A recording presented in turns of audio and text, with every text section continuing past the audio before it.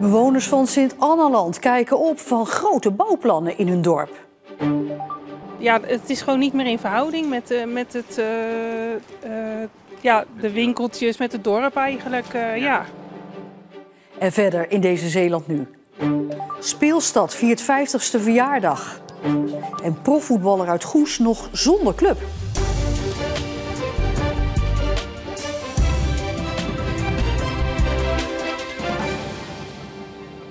Goedenavond. Inwoners van Sint-Annaland krabben zich achter de oren nu er bij de haven in hun dorp een enorm bouwproject gepland staat. Het gaat om 2 grote wooncomplexen en een hoteltoren onder de naam St. Anna Harbor Resort. Veel inwoners vinden dit grote project niet bij hun Tolse dorp passen. Saint-Tropez of is het toch gewoon Sint-Annaland? Ja, ze beginnen misschien wel steeds meer op elkaar te lijken. Ooit was deze haven de toegang tot Vlaanderen en Holland. Een ontzettend levendige handelshaven. In 1953 werd de haven aangepast en is het havenplateau geworden tot wat het nu is, een jachthaven. En nu komt er nog meer. Het is een bekroning eigenlijk van het havenplateau, zoals het hier in de volksmond wordt genoemd. Het heet straks, de straatnaam wordt Boulevard, dus dat doet wel recht aan de kwaliteit van het project zoals we dat voor ogen hebben. Alexander Snodijk vertelt enthousiast over St. Anna Harbor Resort, zoals de nieuwe gebouwen samen gaan heten. Hij is makelaar en nauw betrokken bij de ontwikkeling van de complexen. In ieder gebouw komen 17 appartementen. De eerste paal is deze maand grond ingegaan. Onze gedachte is echt een resortgedachte. Dus we maken uiteindelijk 3 fraaie gebouwen die complementair zijn aan elkaar. Denk aan wat faciliteiten, wellness, misschien fitness, horecagelegenheden. Dus waar mensen in de breedste zin van het woord heerlijk kunnen genieten op een prachtige locatie. Pure luxe dus met uitzicht op het water. Klinkt niet verkeerd.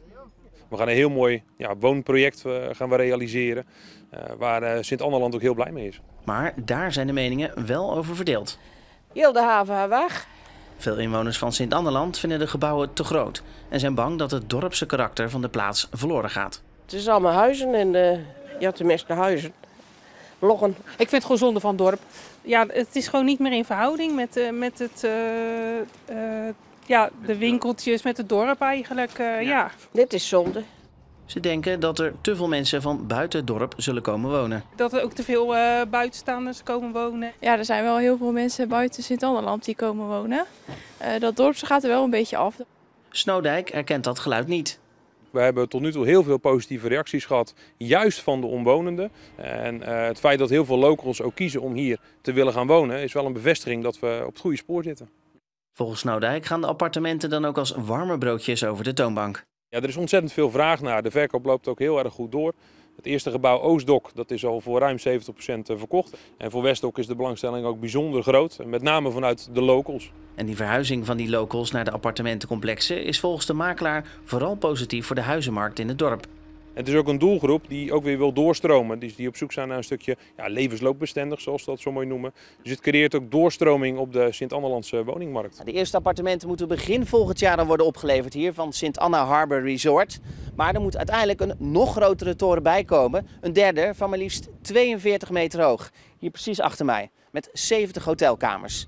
Maar dat hangt nog wel even af van de vele bezwaren die er nu al zijn ingediend. Want ondanks die bezwaren heeft de gemeente Tholen ook al een vergunning afgegeven voor het mogen uitbaten van zo'n hotel op het havenplateau. De daadwerkelijke bouwvergunning voor de hoteltoren die moet nog officieel worden aangevraagd. In de vroege morgen is een gewonde gevallen bij een steekpartij in de Vlissingse wijk Westerzicht. In verband daarmee is een 21-jarige man aangehouden. Rond 4 uur vanochtend werd het gewonde slachtoffer op straat gevonden aan de rand van de wijk tussen de Weijenvlietweg en het Westerzichtpad. In de buurt werden een mes en een boksbeugel gevonden. En mogelijk was een ruzie van een groepje jongeren de aanleiding voor de steekpartij. Damen Shipyards heeft vorig jaar een recordomzet gedraaid van meer dan 3 miljard euro. De vestiging in Vlissingen, de Oude Schelde, heeft zeker bijgedragen aan deze omzetgroei. Met de bouw van grote jachten. Ook verschillende opdrachten voor de bouw van marinefregatten in Vlissingen-Oost waren van belang. En daarnaast stroomden bij Damen vorig jaar ook orders binnen voor duurzame schepen.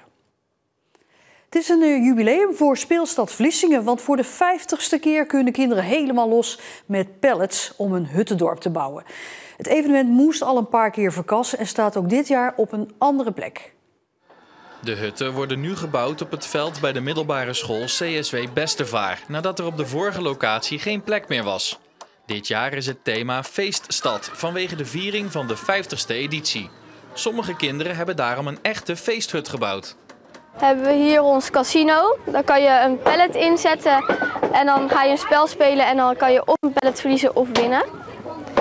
En hierin hebben we allemaal soort hokjes en we zijn nu hamertje tik aan het spelen.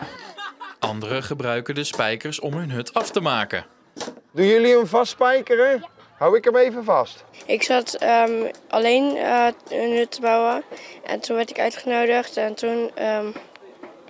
toen mocht ik hun helpen met de hut maken. En dat is de kracht van Speelstad Vlissingen, dat ze hun eigen gang kunnen gaan en lekker kind kunnen zijn. Waar de speelstad volgend jaar zal plaatsvinden, weet de organisatie nog niet. Maar ze gaan er alles aan doen, zodat de kinderen volgende zomer weer lekker kunnen bouwen.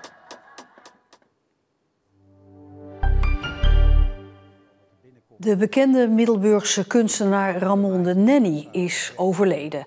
De veelzijdige de Nenny maakte onder meer striptekeningen en andere vrolijke kunst.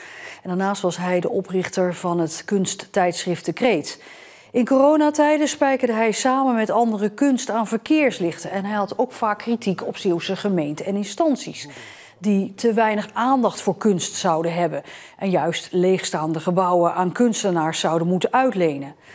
De Nenny was al een tijd ziek en is 66 jaar oud geworden.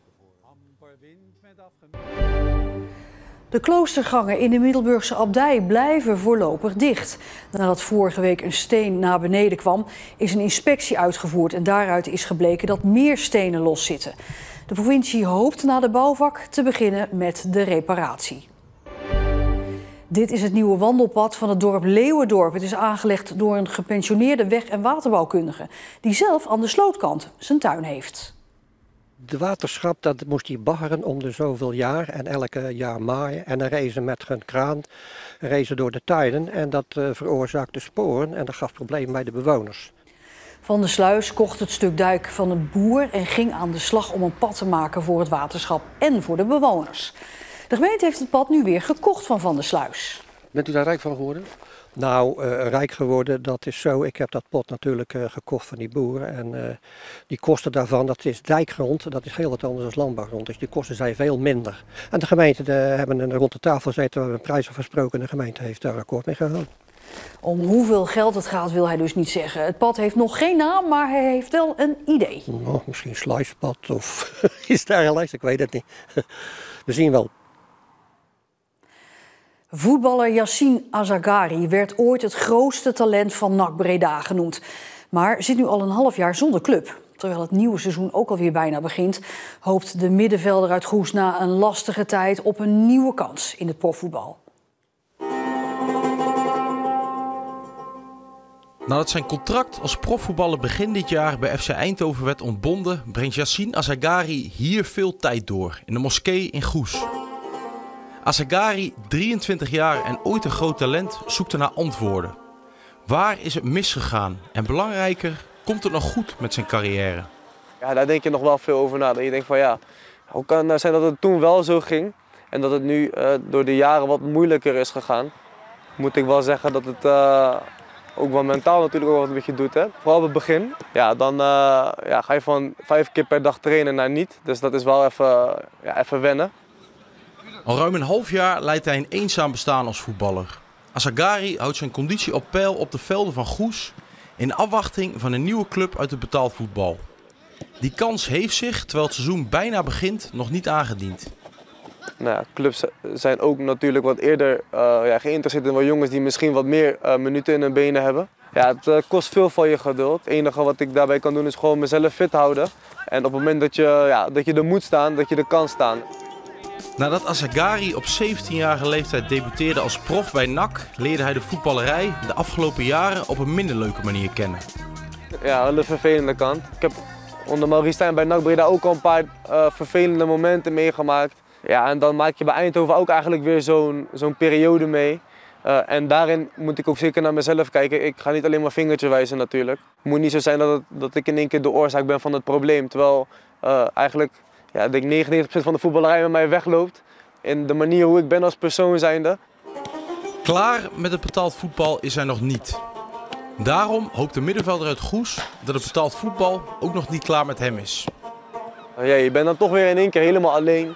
Ja, net als met Eindhoven ook. Kijk, natuurlijk was het qua sportieve niet heel leuk, maar ik had wel echt een hele leuke team. Ik had jongens met wie ik echt goed op kon schieten. Je komt op de club en ook al gaat het misschien niet lekker, wat ik zeg, dan gingen we voordat we gingen beginnen met trainen, deden we spelletjes onderling. Ja, dat zijn toch wel dingen, dat maakt het ook wel weer leuk. Hoe zou het ideale scenario er nou uitzien voor jou? Ja, dat ik morgen gebeld word en dat ze zeggen van ja, je moet je daar melden. En dat ik mezelf kan laten zien. Dat is het boodschap waar ik blij van word, denk ik, op dit moment. En anders dan is het heel misschien exit profvoetbal? Nou, ik heb daar nog niet echt over nagedacht, als ik eerlijk mag zijn. Ik probeer er gewoon zo optimistisch naar te kijken. Ik wil gewoon nog mezelf kunnen laten zien in het Nederlandse voetbal.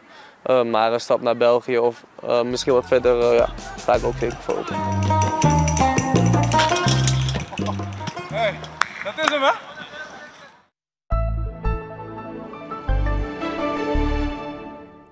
Deze vrijdag begon mistig na de regen van gisteren, maar in de loop van de dag kwam de zon toch redelijk goed door. En door de zwakke wind was het eigenlijk ook best goed strandweer. Morgen is er vrij veel bewolking met soms wat regen, maar zondag begint het op te klaren. En na het weekend gaan we een heerlijke zomerdag beleven. Rond de 25 graden wordt het dan. En tot zover. Heel graag tot morgen. Dan ook een Nieuwe Zeeland Nu en het weekoverzicht. Alvast een fijn weekend en tot morgen.